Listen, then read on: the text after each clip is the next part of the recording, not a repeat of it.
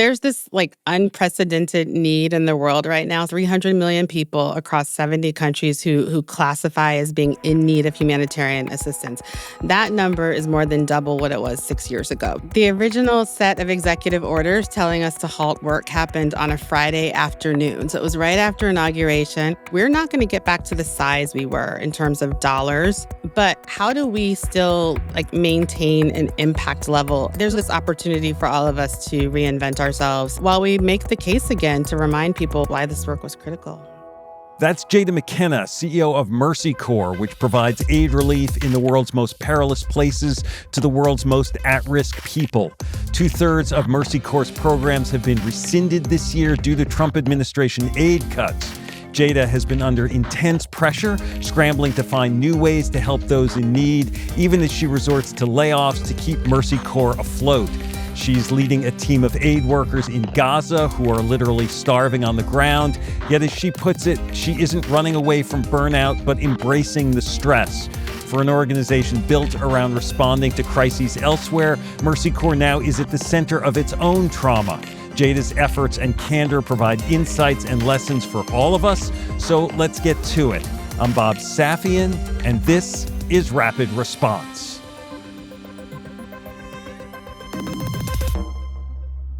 I'm Bob Safian. I'm here with Tjada McKenna, the CEO of Mercy Corps. Tjada, welcome back to the show. Thank you for having me. It has been quite a challenging year for humanitarian organizations like yours. I want to first take you back for a moment to when the Trump administration announced it was stripping USAID, pulling back a ton of U.S. foreign aid. Where were you when you heard about that? What were you sort of feeling when that happened? The original set of executive orders telling us to halt work happened on a Friday afternoon. So it was right after inauguration. I happened to be meeting with a board member. We had lunch in D.C. right next to the White House. And I was getting in my car to come home, and I realized I had 8 or 9 missed calls, and everything was blowing up. And it was my team saying, we're supposed to stop everything. We have to halt everything. And it was just kind of shock and disbelief, really, because I couldn't even begin to comprehend how to do that or how to tell people to do that. U.S. government funding accounted for half of your funding, right? Exactly. And about 2/3 of your programs were rescinded. I mean, it's like an existential crisis, a true existential crisis for the organization. So what did you do? I mean, you faced a slew of urgent decisions. They were urgent decisions, and I have to say it was very clumsy, right? Usually when you work with the government, there are definitions for every single thing. So very specific definition for stop, a very specific definition for freeze. And in this case, the guidance wasn't there when they said we had to stop doing everything. Our first concern was safety for people. If I have people in a remote area of a country or in charge of delivering food to a school feeding program next day, that community didn't understand that we weren't showing up the next day. And they certainly didn't understand it was because the U.S. government told us not to. But we had to go to work. Once it was clear what was going to be cut or what wasn't going to be cut, we had to go about shutting down those programs. Across 40 different countries, lots of different labor laws to that. We consolidated some of our regions. We closed some country offices. We just got to work to say, okay, if the funding wasn't there for that program, we'll shut it down in the most responsible way possible, and we'll keep moving and then address what we have to do with the U.S. government to see what we can preserve, make sure our other funders are okay, and still be prepared in case, if another hurricane or earthquake had hit during that period, we still had to be prepared to respond. The irony is your organization is all about responding to crisis when it emerges, and now the crisis becomes you. And in some ways, in some of these communities, you're sort of creating the crisis because they've become used to having you there. Yes. And I worried a lot about staff safety, particularly in remote places where we were a source of survival for people, where we provided access to food. And that continued to plague me. We'd hear reports from colleagues of government officials trying to stop their country director to make sure everyone got paid before they left. And my staff in Sudan, almost all of them are displaced from their homes themselves. So they're working working for us in temporary shelters, still going through the same problems that everyone else is going through. And so this was a weird situation where our organization was the one that had to be like the emergency patient. But we also knew like you almost felt guilty for feeling bad because like people have it so much worse than you do. There were a lot of weird mental gymnastics that were happening for all of Mm. us. We're now months in, past that initial shock.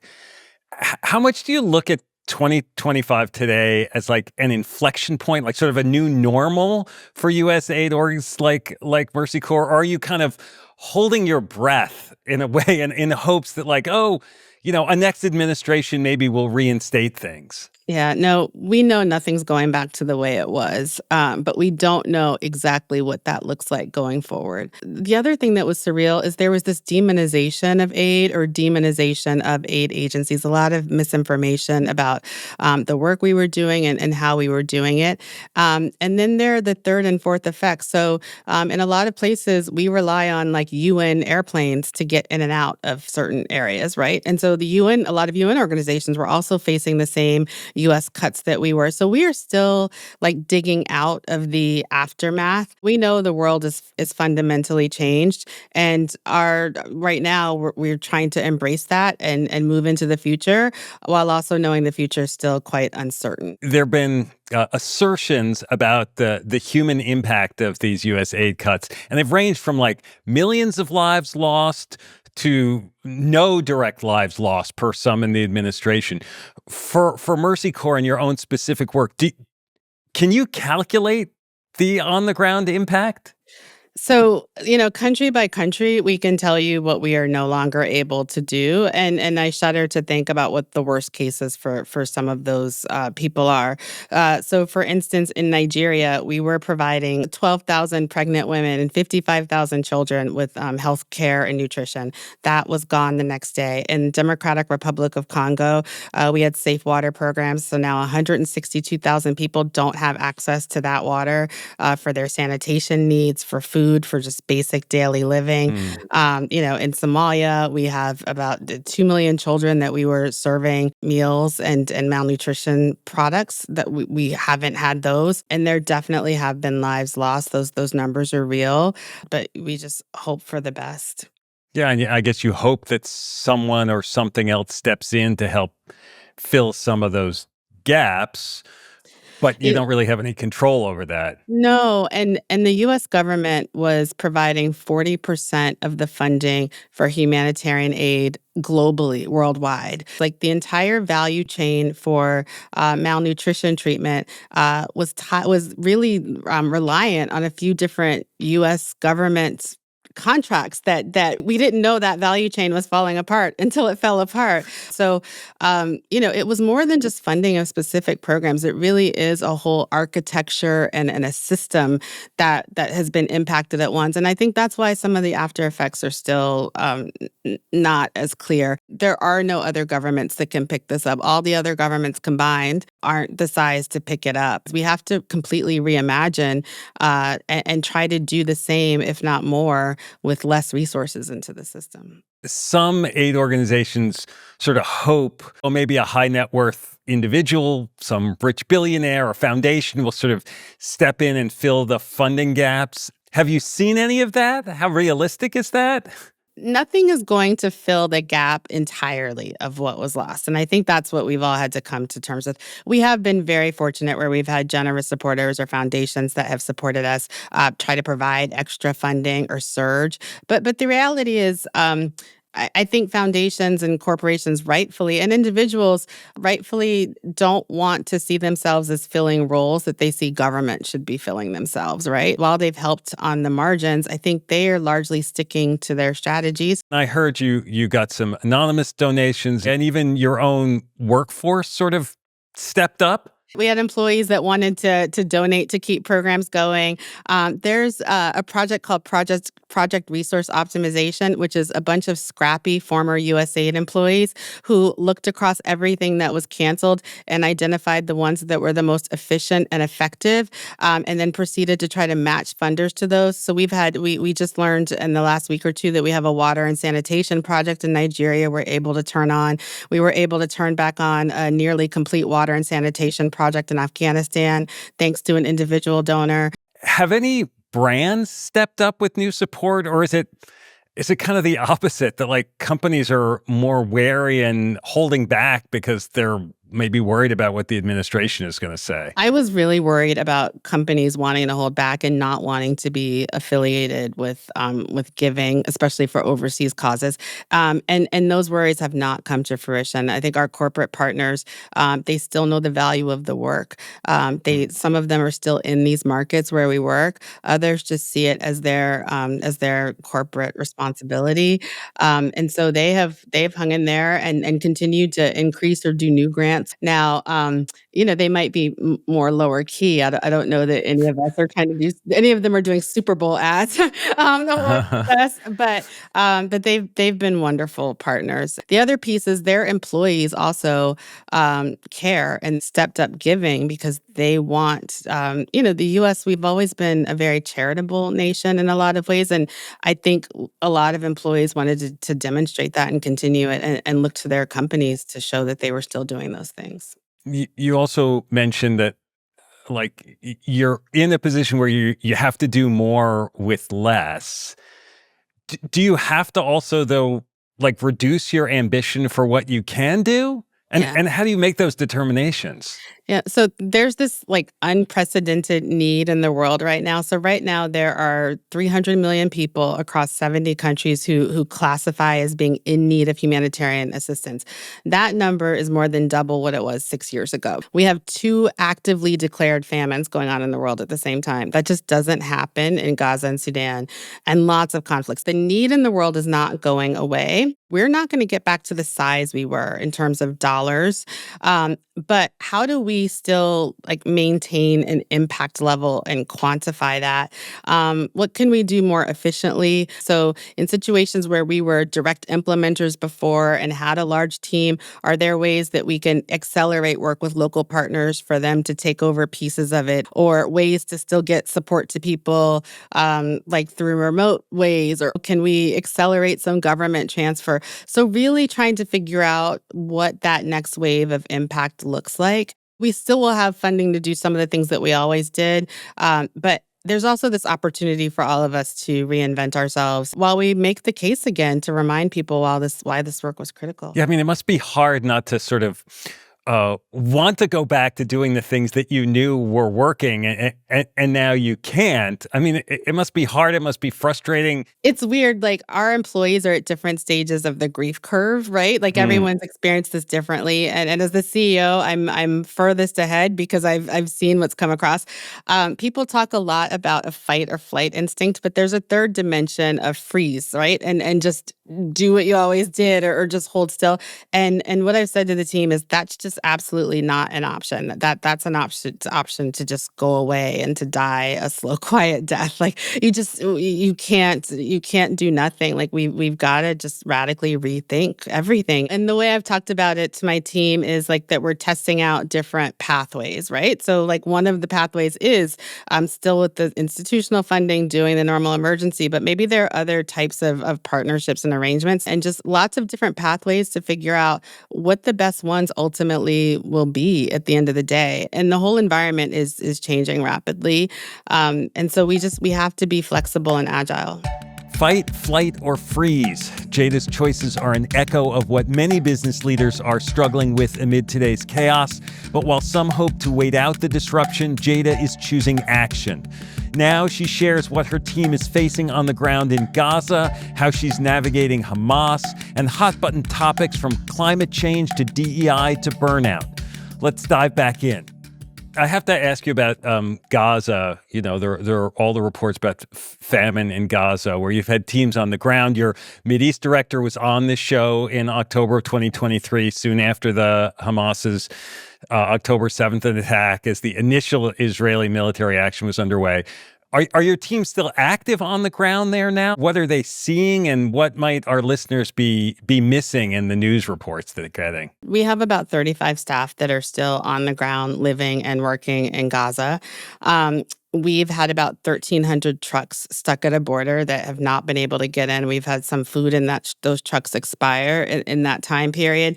And even without those trucks, our teams on the ground were working with water desalination plants and getting, like supplying clean water to people. It's so dire right now. Our own team members are hungry. They are worried about where their next meal is coming from. We have a staff member that is able to go in and out, and she talks about like the weight loss that she's seen in her colleagues. About 1 million people are under evacuation orders in Gaza City. A lot of them, this is the fourth, fifth time they've moved. And what's different lately, which really concerns us, is that sense of hope is really eroded. I think people feel like they've been just left. This is as tough as it's ever been, and our own staff are fighting for their own survival. We talk about the lack of food, but like 95% of households there just don't have enough water. And so someone said, a choice you're making every day is, do I wash my hands? Do I drink a glass of water? Do I bathe the kids?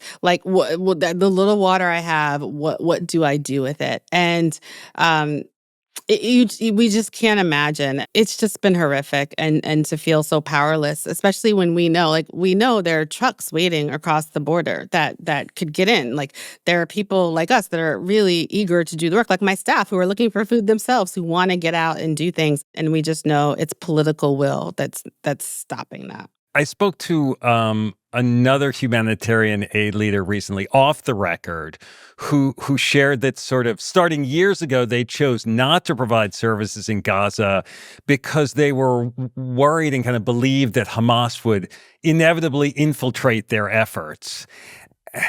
And obviously this is what the Israeli government or military at least is kind of saying. Like, did you have worries about that? Does that matter when you're, trying to just feed people? Gaza has always been one of the most difficult places in the world to work. I mean, we all are under U.S. anti-terrorism laws. Our staff are vetted. We check the names, we check the lists, because the risk of having a staff member be a part of Hamas is too great to bear. We have not seen mass aid diversion from Hamas. That just has not been our experience, and most of our colleagues have not experienced that either. So that is talked about as a threat. You do see looting. You do see like hungry people, like crowds of hungry people swarming to every truck and you see children and people throwing themselves in front of trucks. The way to address like people stealing aid or making food valuable is to flood the zone with food, and then it's not as valuable. I think more importantly, there have been anonymous Israeli Defense Forces and COGAT, which is the border authority officials, saying that they've seen no mass aid diversion. U.S. government reports, internal former USAID audit reports said there's no reports they have no evidence of mass diversion of aid. So, we work in difficult environments, and we all take vetting very seriously. But we know how to do this. We know how to work in these environments. Yeah. So Gaza, Sudan, Ukraine, like this global instability, it seems like it's rising everywhere. What do you think business leaders sort of most misunderstand about the impact of these crises? Not just locally, but how they ripple across markets and the economy. Yeah, there are, in the Democratic Republic of Congo, you have like over 100 armed groups and other governments involved. And all that is because of access to minerals and supply chain. These economies matter. I like to talk about the concept of a bigger us, because we are all so interconnected right now. And I think there's this time period where everyone's just trying to close their borders and look inwards. But you can't do that. And, especially right now, there are some reports of Ebola breaking out in Democratic Republic of Congo or Uganda. We're not this hermetically sealed bubble, and it matters. All those places matter, and then those people matter. You've also talked about natural disasters and climate issues as a threat multiplier. I know you have an initiative called Climate Possible, aiming to raise $250 million. Like, how is that going? I mean, because there's also resistance, at least here in the U.S., around some climate-related issues. One of the earliest calls I got after President Trump was inaugurated was from a European foundation that's very invested in climate. And so they were like, "Are you still doing this work? And how do we talk about it? And what do we do?" And the reality is, like, the populations we serve are heavily affected by climate, whether that's extreme heat, whether that's flooding. When the executive orders started flowing, there did seem to be this political backlash to climate. We temporarily took down our climate page just because, like, we were like, okay, what's the new language that people use? Or sometimes people were finding language triggering that really was like, not what they meant it to be. And so we're like, you know what? Like, let's not have this be a distraction. And so we had to take a minute. Like, we still kept on doing our program or doing our work, but we also wanted to make sure that we could talk to people in a way that they would hear it and comprehend it, and not just be turned off by the use of a term. And so you did that with climate related words. Did you do that also with like diversity, DEI? I mean, it's another area that has become Yeah, sort of a hot button. we had to look at everything, right? In the immediate days when everything was just coming at you so quickly, and we also were facing a lot of misinformation and kind of social media threats, the best thing to do was to just like hold them for a minute, take them down, and to figure out like what are the things that still explain your values or explain what you're doing. We didn't know what was legal or not. We didn't know what the repercussions were, and so you had to do that for the greater good. But we do work when people are impacted by climate. Our job as humanitarians is to serve those who are like left behind, who are most at risk of getting left behind, that are maybe in minority communities or maybe discriminated against, like women. And so you can't. That's the only way to do high quality work. Like that's the only thing that works. And so I think trying to explain that to people, and also trying not to get, one administration might have used one term, and now this new administration is saying that you're evil for using that term. Okay, this is the work. What do you want to call it? This is why this is important. Like if I'm to be in Afghanistan and not be hiring women, like what is that saying? Is that really who we are and what we want to be doing? You had mentioned to me at one point sort of thinking about rebranding and calling Mercy Corps something else, which obviously has not happened. Yeah. Like, was this sort of, I don't know, concern about the terms part of why, like, let's just table that for right now? When President Trump won the election, we decided to put things off for a few months because what we learned from the last Trump term was the early days are really noisy. There's just like this cacophony of things. It's hard for anything to break through. Let's just like get past the early days and get to a status quo. Now, obviously, like the way this administration works is by kind of rattling things often and quickly.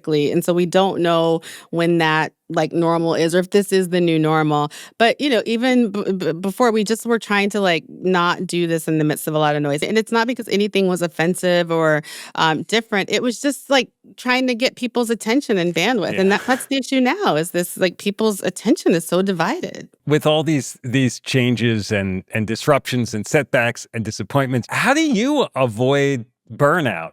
Like personally? And I guess, how do you help your team manage the stress? I mean, what Mercy Corps does was already plenty stressful. I think one of the things I had to learn, I had to give myself permission to acknowledge that there was sadness there and grief, and not just grief for what has happened, but like grief for what we were supposed to be doing right now that we can't do. So not just what was lost, but like what could have been in a normal situation. And at some point I said to my leadership team, because we were the ones who had to make the decisions around who to lay off very quickly and all these like awful decisions. But I was like, you know what, there's a layer of people that were not as traumatized by that. Let's get them in here and make sure they're leading these things to like give ourselves a break, right? And so it's like diffusing that leadership team, and Because I think in a crisis, you tend to like hold it tight with a small group of people, doing everything. And I think quickly letting go of that command and control, and really being clear and letting other people take things over has been really invaluable, and it will continue to be invaluable. Yeah, as you're talking about giving yourself permission, I'm thinking your commentary about, whatever folks in Gaza who aren't getting enough to eat who are working for you. And you're like, I'm worrying about this meal I'm having. Like, why am I not enjoying it? But I guess it's Yes. human to Yeah. feel right, because Feel you had aspirations for where Mercy Corps was moving, and it's not just that you can't do things you were; it's that you can't do that. That dream has to become something else. Yes, you talked about earlier that we were, supposed to be in the midst of a rebranding right now, so I should be like out in the world, like celebrating, and so it's mourning that, and it's also, we still, especially as an American, we still have so many privileges that it's it's just I have to just be really careful at how I talk to my staff about this, because at some point you seem ridiculous, but we are mourning like what you might be mourning like what you thought you could do before, or like who you thought you were, or like just as things change, and it's just a natural, like we can't blunt our own human instincts, right? And we can't play the pain Olympics either. So, but it's weird. It's weird. I have people say to me all the time, "We have so much stuff in America. Like, why do you do things overseas?" And I'm like, we can do both. Like, you can care about both. It's not either or."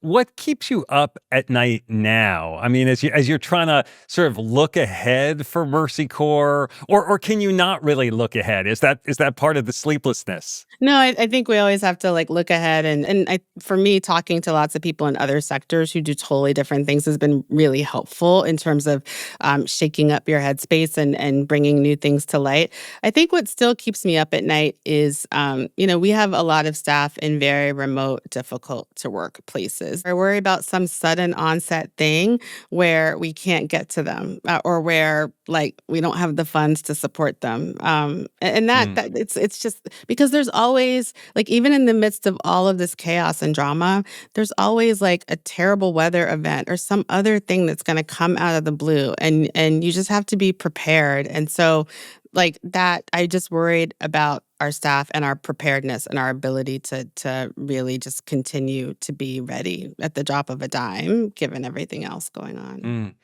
I mean, it's interesting because, of course, they're all the people that you serve that obviously you worry about, but it's your own team that sort of is what you think of first. Well, it's our own team because most of our staff, like 90% of our staff, live and work in the communities we serve. So they're part of the community we serve. And when programs ended and we had to lay people off, I thought about the drivers the most, because weirdly, like whenever I talk to drivers in different places, like a lot of them are feeding a lot of people with that salary, right? That's who I worry about. Part of the reason you agree to do this hard work is that you think the organization's going to be there for you when you need them. And so that is one of the more sacred contracts and obligations we have. And the reality is, like, when the turmoil happened in Afghanistan and people were fleeing, like, I'm not a government. I can't just give people visas to leave the country, but making sure I can meet that duty of care where they are is quite important. For the community of folks who listen to this show,